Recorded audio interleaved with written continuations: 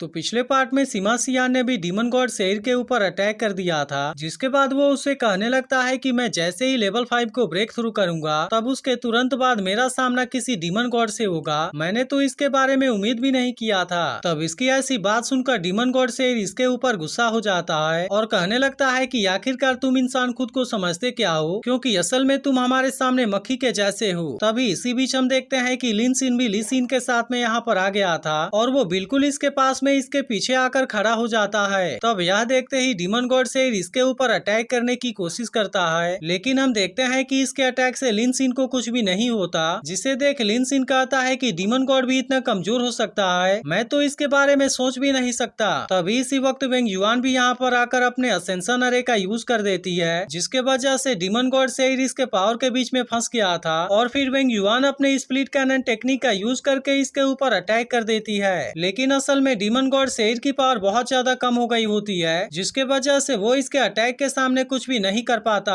वहीं दूसरी तरफ हम देखते हैं कि हाओ चेन और शायर ने भी इसे देख लिया था और कहने लगते हैं कि तुम अभी भी इतनी ज्यादा बकवास कर रहे हो, इसीलिए वे दोनों भी तुरंत इसके ऊपर अटैक करने के लिए रेडी हो जाते हैं और उससे कहते हैं कि अब तुम्हारे मरने का टाइम आ गया है। अब इतनी बात कहने के बाद वे दोनों इसके ऊपर एक साथ में अटैक करने के लिए आ गए थे, जिस बात से डीमन गॉड सेइर काफी परेशान हो जाता है और कहने लगता है कि आखिर ऐसा कैसे हो सकता है और मैं इनके सामने इतना कमजोर कैसे हो सकता हूँ। लेकिन आखिरकार अब इसके सामने कोई भी रास्ता नहीं बचा हुआ था, जिसके बाद हम देखते हैं कि वे दोनों लगातार इसके ऊपर अटैक कर रहे होते हैं और इस तरह से आखिरकार वे दोनों एक साथ मिलकर इसे मार भी देते हैं। जिसके बाद हम देखते हैं कि डीमन गॉड सेइर मरने के बाद डीमन क्राउन में चेंज हो गया था और फिर इसके बाद वो क्राउन तुरंत यहाँ से चला भी जाता है। वहीं दूसरी तरफ हम देखते हैं कि कुछ लोगों ने बुल डीमन गॉड को भी कैद करके रखा हुआ था, लेकिन तभी अचानक से वो इनके ऊपर भारी पड़ने लगता है और इसी के साथ उसने इनके कैद से भी खुद को आजाद कराना शुरू कर दिया था। यह देखते ही शायर की मदर अपने पावर का यूज करके उसे फिर से रोकने की कोशिश करती है, जिसके बाद हम देखते हैं कि बाकी लोग भी इसमें उसकी मदद करने लगे थे और वे लोग भी अपने अपने पावर का यूज करके बुल डीमन गॉड को चारों तरफ से कैद कर देते हैं। लेकिन अब इस बात से वो इनके ऊपर गुस्सा भी हो गया था और कहने लगता है क्या तुम सभी डीमन गॉड को मारना चाहते हो। वहीं उधर हान्यू कमांडर के मौत के वजह से उदास हो गया था, लेकिन तभी इसी वक्त हाओ चेन उसके पास में आता है और उसे किसी तरह से उसे शांत करा लेता है। लेकिन इधर बाकी सभी लोगों ने बुल डीमन गॉड को चारों तरफ से कैद कर लिया था, जिसके वजह से वो इनके सामने अब कुछ भी नहीं कर पाता।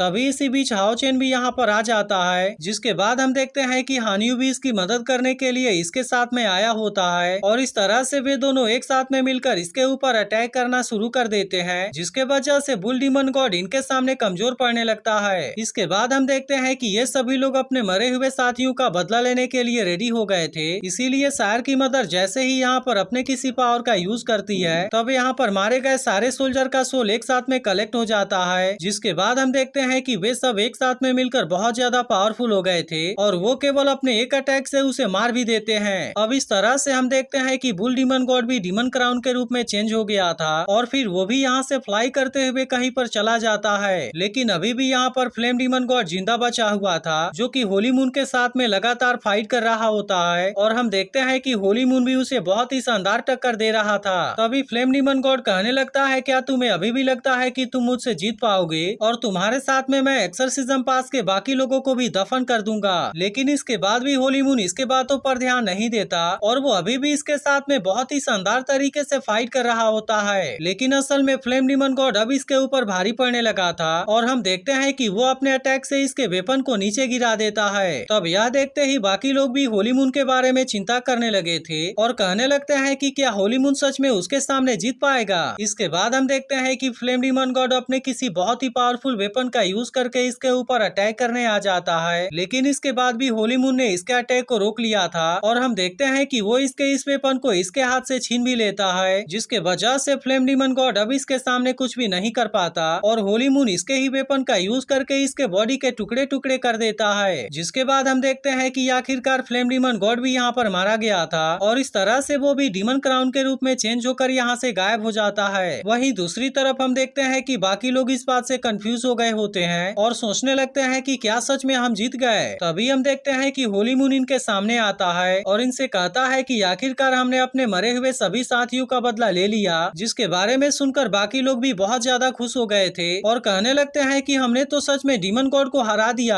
अब इस जीत के वजह से वे सभी बहुत ज्यादा खुश हो गए होते हैं और कहने लगते हैं कि हमने तो यहाँ पर आए हुए सभी डीमन को मार दिया और अब ऐसा लगता है कि हम अपने घर से सभी डीमन को भी भगा देंगे। वहीं दूसरी तरफ हम देखते हैं कि हाओचेन और सायर भी इन सारी चीजों को देख रहे होते हैं और इस बात से वे सभी भी बहुत खुश होते हैं। लेकिन तभी हम देखते हैं कि डीमन एम्परर भी इन सारी चीजों को देख रहा होता है और तभी वे तीनों डीमन क्राउन भी उड़ते हुए उसके पास में आ जाते हैं। तब यह देख डीमन एम्परर कहता है कि यह तो किसी काम के नहीं है और अब इतनी बात कहने के बाद वो अपने पावर का यूज करके इनको डिस्ट्रॉय कर देता है। लेकिन तभी हम देखते हैं कि वो अपने हाथ में किसी पावर को एक्टिवेट कर लेता है और फिर वो जैसे ही इसे अपने हाथ में बंद करता है तब हम देखते हैं कि नीचे भी चारों तरफ एक बहुत बड़ा झटका लगता है, जिसके वजह से थ्रोन प्रोजेक्शन भी पूरी तरह से चकनाचूर हो गया था। लेकिन अब इसी के साथ हम देखते हैं कि मास्टर यांग को भी इसके बारे में पता चल गया था और वो समझ जाता है कि डीमन एम्परर एक्सर्सिज्म पास में आ चुका है। लेकिन हम देखते हैं कि इस बात से वो काफी परेशान भी होता है और उसे समझ में नहीं आता कि डीमन एम्परर एक्सर्सिज्म पास में कैसे आ गया। वहीं उधर डीमन एम्परर जैसे ही प्रोजेक्शन पावर के ऊपर अपना केवल एक पैर रखता है तब इसके वजह से हम देखते हैं कि एक्सर्सिज्म पास का प्रोजेक्शन पावर पूरी तरह से चकनाचूर हो गया था, जिसे देखते ही बाकी लोग भी पूरी तरह से हैरान हो जाते हैं और इनको समझ में नहीं आता कि आखिरकार यहाँ पर क्या हो गया। अब इस तरह से वे लोग इसके बारे में सोचकर बहुत ज्यादा परेशान हो गए थे, जबकि वहीं दूसरी तरफ वो डीमन एम्परर इनको देखकर मुस्कुरा रहा होता है। इसके बाद अगले सीन में हमें डीमन क्राउन के बारे में बताया जाता है, जहाँ पर पता चलता है कि यह चीज हर एक डीमन गॉड का पावर सोर्स है जो कि उनके ऊपर एक क्राउन के रूप में होता है और फिर जैसे ही कोई भी डीमन गॉड मारा जाता है तब उसके बाद डीमन क्राउन अपने आप ही डीमन पिलर के पास में आ जाती है और वो फिर से अपने लिए किसी सक्सेसर को चूज करता है, जिसके बाद से उसके पास में डायरेक्टली पिछले डीमन गॉड की सारी पावर आ जाएगी और फिर इस तरह से वो एक न्यू डीमन गॉड बन जाएगा। लेकिन अगर किसी तरह से डीमन क्राउन को डिस्ट्रॉय कर दिया जाए तब उसके बाद डीमन गॉड पिलर 10 साल तक पावर को कंज्यूम करेगा और फिर इस तरह से उसके बाद ही उसमें से नया क्राउन बाहर आएगा। यही वजह है कि जब तक डीमन पिलर को पूरी तरह से डिस्ट्रॉय नहीं किया जाएगा तब तक डीमन गॉड को भी पूरी तरह से मिटा पाना नामुमकिन है। और फिर हमें पता चलता है कि सभी 72 डीमन गॉड पिलर अभी भी उसी जगह पर हैं, क्योंकि इंसानों ने तो इसे तोड़ने का बहुत बार कोशिश किया लेकिन इसके बाद भी वो ऐसा करने में एक बार भी कामयाब नहीं हो पाए। इसीलिए डीमन गॉड पिलर्स एक सिंबल के जैसे हैं जो कि होली डीमन कॉन्टिनेंट के डीमन रेस के जीत के बारे में बताते हैं। लेकिन असल में यही चीज डीमन गॉड सेक्ट का प्राइड एंड ट्रम्प कार्ड है, क्योंकि जब तक ये डीमन गॉड पिलर यहाँ पर रहेंगे तब तक कोई भी इनका कुछ नहीं कर पाएगा। और इसके बाद एपिसोड यहीं पर एंड हो जाता है।